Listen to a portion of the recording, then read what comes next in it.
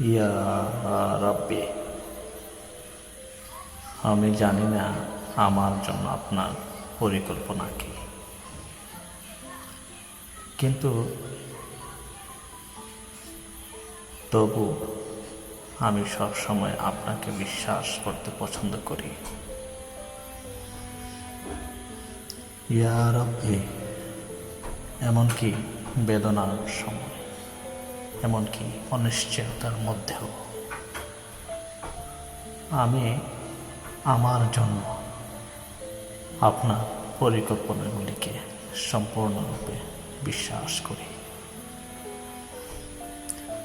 ইয়া রাব্বি, আমাকে তৌফিক ও হেদায়েত দান করুন, যাতে আমি সব কিছু সুন্দরভাবে অতিক্রম করতে পারি। আমিন।